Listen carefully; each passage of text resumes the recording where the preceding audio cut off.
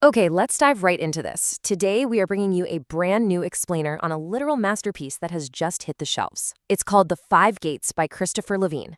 Now, look, if you've been feeling exhausted lately, kind of carrying the weight of the whole world on your shoulders, you are absolutely going to want to pay close attention. I am genuinely so thrilled to introduce this new release to you guys because when I first read it, it honestly didn't even feel like a story.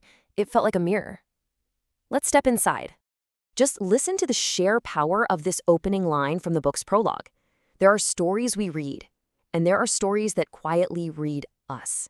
I mean, wow, it instantly sets this deeply magical, introspective tone for the whole journey. This book isn't trying to sell you some trendy 10-step productivity hack, right? Instead, it actually meets you exactly where you are, acknowledging that you might be carrying burdens that are just way too heavy to even name. It invites us to slow down, to walk intentionally, and promises that by the very end, you might just realize the story has been about you all along. All right, let's move into section 1, the pack we all carry. So think about the very real, universal problem of modern burnout. We are all lugging around this invisible, heavy leather pack every single day. It's stuffed with, a cruel remark someone made, a broken promise, or just the absolute crushing weight of expectations.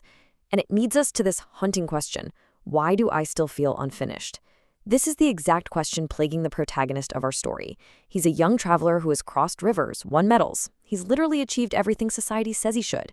Yet every single night by the fire, his shoulders ache from that heavy pack, and he's left asking the flames why he still feels so incomplete. Honestly, how many of us are asking that exact same question right now? Well, the turning point happens when this traveler meets a completely unassuming but incredibly wise old gardener who's just tending to some wildflowers by the road. Now, our traveler is totally expecting some grand philosophical revelation about the horizon, but instead, the gardener just points right down at the dirt. He points out this brilliant truth. People searching for the meaning of life spend so much time looking toward the future that they completely ignore where they are currently standing. Constantly chasing the future is exactly what blinds us to our present lives. That brings us to section 2, unlocking the 5 gates. We're going to walk step by step through 5 ancient stone archways right alongside our traveler. First up is, the first gate. Carved into its keystone is one single word: exist. Here, the gardener asks a really piercing question. Who told you that you had to earn the right to exist? Think about a tiny acorn for a second. It doesn't spend its days stressing, wishing it were a massive oak tree to prove its worth, right? Everything it needs to become is already packed inside of it. The profound relief of this first gate is finally understanding that your existence is not some prize to be earned by your achievements or your medals or your exhausting hustle. It is simply a gift to be received. Which leads right into this second gate, carved with the word present. Suddenly, the traveler realizes he has spent his entire life either frantically rushing toward tomorrow or replaying the regrets of yesterday. He was moving forward physically, sure, but his heart was totally stuck looking backward. But here's the thing. The road has always been trying to introduce itself. Through the wildflowers, the breeze, those quiet little moments. Life isn't just waiting for you in some distant imagined tomorrow. The present moment is the actual journey. Let's keep going to the third gate, bearing the word connected. Here, the gardener asks, what holds a forest together? And it's not just the trunks or the branches that we can easily see. It's the invisible roots hidden beneath the earth, silently holding on to one another. Our traveler realizes he's spent so much wasted effort trying to be fiercely independent and stand totally alone. But guys, were any of us ever actually meant to? Every kindness we receive, every stranger who offers a helping hand, it all intertwines our lives. Literally no life is ever lived in total isolation. We carry one another. Now at the fourth gate, reflect. The traveler stares into a perfectly still lake and for the first time sees himself clearly. But the second the gardener drops a tiny pebble in, the reflection shatters. The gardener then asks this stunning question. When someone insults or disappoints you, are you really seeing them, or are you just seeing the ripples and storms inside yourself? We are so often fighting the storm inside our own heads rather than the actual world around us. A clear heart reveals what hurried, stressed eyes simply cannot. We wrap up this walkthrough at the fifth gate, change. See, the traveler fully expected these gates to magically transform him into someone else, someone better. But they don't replace him. They reveal him. They uncover the person he had been burying beneath layers of fear and pride for years. Think about it. A tree never chases fruit. Never. It simply becomes itself, and everything else just naturally follows. True change isn't about becoming a totally different person.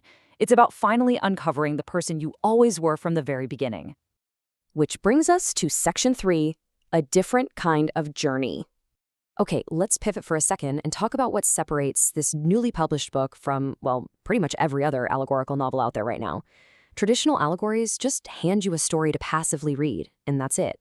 But The Five Gates actively pulls you into the narrative with these sections called Your Journey Begins. It is packed with reflective journaling prompts and really deep, thought-provoking questions. Things like, what burdens have I been carrying that were never truly mine to carry? It brilliantly transforms you from just a passive observer sitting on the sidelines into an active participant in your own healing. It's such a game changer. And honestly, this all makes perfect sense when you look at the author himself. Christopher Levine is a military veteran, an investigator, an instructor, and a lifelong student of human behavior. This is a guy who has seen humanity in its absolute darkest corners, and in its quietest moments of pure hope. So this profound fable, it isn't just fluffy, abstract philosophy cooked up in a vacuum. No, this is hard-won wisdom, forged from a really deep, real-world understanding of the human condition. He wrote this because he knows exactly what it looks like when people are carrying packs that are just way too heavy.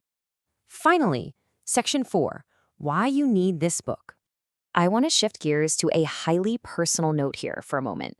When I read the words, the road was never leading you somewhere, it was teaching you how to walk, it literally stopped me in my tracks.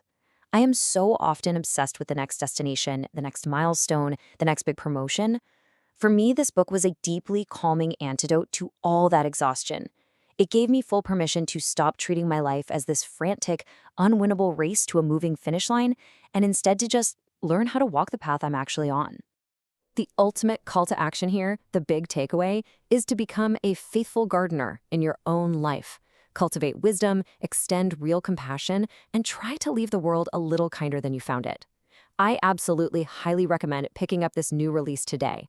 Do it so you can finally learn to set down those heavy burdens that never even belonged to you in the first place. You deserve that relief. We all do. So, I want to leave you with one final, lingering question to chew on. What burden will you drop today? Seriously, don't wait. Pick up a copy of The Five Gates and take that very first step beneath the archway. The road is still out there, the gates are waiting, and maybe, just maybe, it's finally time you introduced yourself to the ground beneath your feet.